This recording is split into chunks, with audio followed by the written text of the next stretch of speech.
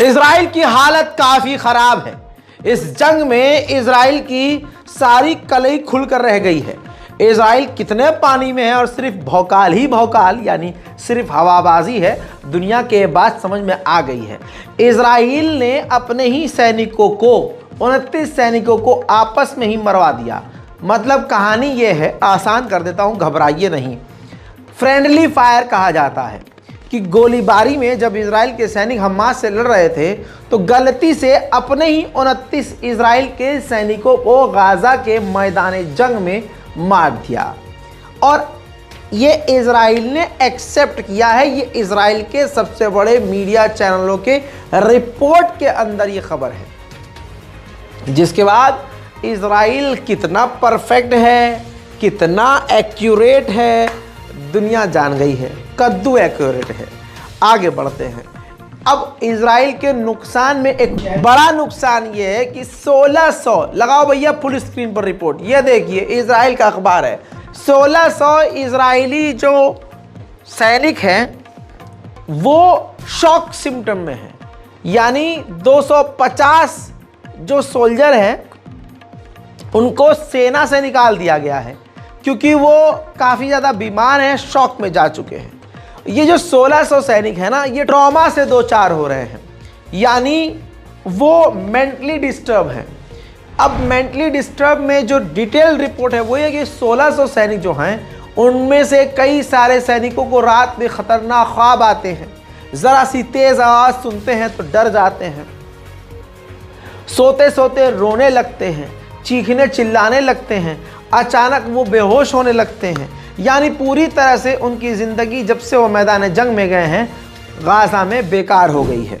इसके अलावा दोस्तों इजराइल में जो साइकोलॉजिस्ट हैं यानी एक दिमागी जो डॉक्टर हैं, दिमाग के जो डॉक्टर होते हैं, वो इजराइल छोड़ कर विदेश भाग रहे हैं। जी हाँ, अभी जो रिपोर्ट है इजराइल की वो ये कि इजराइल में मौजूद जो बड़े लेवल के दिमागी डॉक्टर हैं, साइकेट्रिस्ट हैं, वो बरतानिया फरार हो गए हैं, बरतानिया चले गए इजराइल छोड़ के, क्योंकि उनके ऊपर काम का प्रेशर बढ़ गया है। इतने सारे इजराइल के सैनिकों को सरकार के प्रेशर में डॉक्टरों के पास भेजा जा रहा है कि भैया ये देखो इनको दिमाग में झटका लगा है, भैया ये पागल होने वाला है, ये बिल्कुल मेंटली डिस्टर्ब हो गया है, इसको ठीक कीजिए, इसको आप हैंडल कीजिए। तो जो साइकेट्रिस्ट थे अब वो भी इजराइल छोड़कर फरार हो गए हैं। ये भी इजराइल का एक बड़ा नुकसान। वहीं आपको ये बता दूं कि इंटरनेशनल क्रिमिनल कोर्ट में इजराइल के खिलाफ अगर कोई केस होता है तो इजराइल उस केस को लड़ने के लिए जाता ही नहीं है। लेकिन साउथ अफ्रीका ने अंतर्राष्ट्रीय क्रिमिनल कोर्ट में, अंतर्राष्ट्रीय जो कोर्ट है उसके अंदर जो इजराइल के खिलाफ केस दायर किया है, इजराइल उसका सामना करेगा और वो केस लड़ेगा। ये अपने में एक नया डर है इजराइल के लिए। इजराइल डर में है। हमास के सीनियर लीडरों को लेबनान की राजधानी बैरूत में इजराइल ने मारा। हिजबुल्लाह का अब रिएक्शन ये आया है कि ये जो इस तरह से मारा गया है और इजराइल ने एक गलत कदम उठाया है, ये खाली नहीं जाएगा, इसका बदला ज़रूर लिया जाएगा। इसी हमले पर ईरान ने बोला है कि ये जो इजराइल ने दूसरे देश में घुसकर अटैक किया है यह अंतर्राष्ट्रीय कानून का उल्लंघन है। यूएन इसके खिलाफ सख्त कार्रवाई उठाए क्योंकि ये हमला लेबनान के ऊपर है। उधर अमेरिका ने साफ इनकार कर दिया है कि लेबनान के ऊपर उसकी राजधानी में घुसकर इजराइल हमला करेगा। इसकी जानकारी इजराइल ने हमें तक नहीं दी थी। उधर लेबनान ने अपनी राजधानी में हुए हमले पर साफ तौर से कहा है कि ज़बरदस्ती हमें जंग में घसीटने की कोशिश की जा रही है और इजराइल ने ये गलत कदम उठाया है, इसकी हम कंप्लेंट यूएन में करेंगे। उधर अमेरिका के पेंसिल्वेनिया में 3000 बच्चों की डेड बॉडीज़ की डमी बनाकर फिलिस्तीन के समर्थन, गाज़ा के समर्थन में इजराइल के खिलाफ प्रदर्शन किया गया। الجلال والجمال والسناء والبهاء في رباء والحياة والنجاة والهناء والرجاء في هواك هل أراك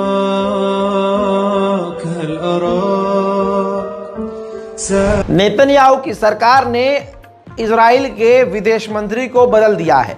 अब जो ये नया विदेश मंत्री आया है, इसने ईरान के खिलाफ आते ही बयान दिया, कहा कि ये जंग है, ये ईरान के खिलाफ वर्ल्ड वॉर 3 है और ये मैदान जंग है, ये ईरान के खिलाफ और ईरान के ग्रुप के खिलाफ दुनिया की सबसे बड़ी जंग है। अब समझ में आया, इजराइल को सिर्फ ईरान से तकलीफ है। उधर अल कस्साम ब्रिगेड ने खुद जानकारी दी है कि 71 आम व्हीकल को इजराइल के हमने तबाह किया है। हालत अभी भी ऐसी है, इजराइल अपनी पूरी ताकत से हमले कर रहा है, मकान टूट रहे हैं, घर बार बिखर रहा है, बच्चे अपने बूढ़े माँ बाप के लिए, बचे हुए साथियों के लिए खुले मैदान में टेंट लगाने की कोशिश कर रहे हैं। الجلال والجمال والسناء والبهاء في رباه والحياة والنجاة والهناء والرجاء في هواك في هواك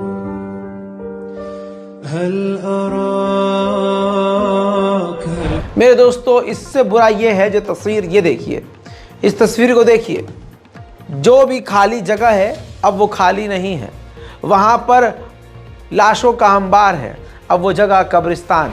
इसके अलावा मेरे दोस्तों, मौसम बारिश का है गाज़ा में और ज़बरदस्त ठंड का। ऐसे में छत सर पर नहीं है, टेंटों के अंदर लोग अगर सो भी रहे हैं तो बरसात से क्या ही बचेंगे। बिस्मिल्लाहिर्रहमानिर्रहीम।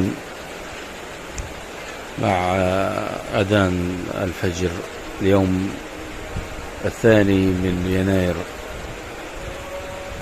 تتساقط الأمطار الآن على خيام النازحين في شمال قطاع غزة. اللهم انزل دفئك على من لا مأوى له ولمن لا تدفئ له या रब्बल العالمين। गजा के अंदर इजराइल जितने जुल्म कर सकता है वो कर रहा है, पूरी शिद्दत से कर रहा है।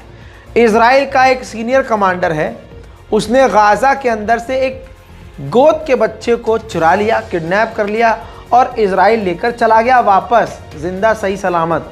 अब फिलिस्तीन अथॉरिटी ने मांग की है इजराइल से कि उस बच्चे को वापस किया जाए, यानी ये नौबत आ गई है कि बच्चों को चुरा रहा है इजराइल। गाजा हकीकत में पूरी तरह से बर्बाद हो गया है।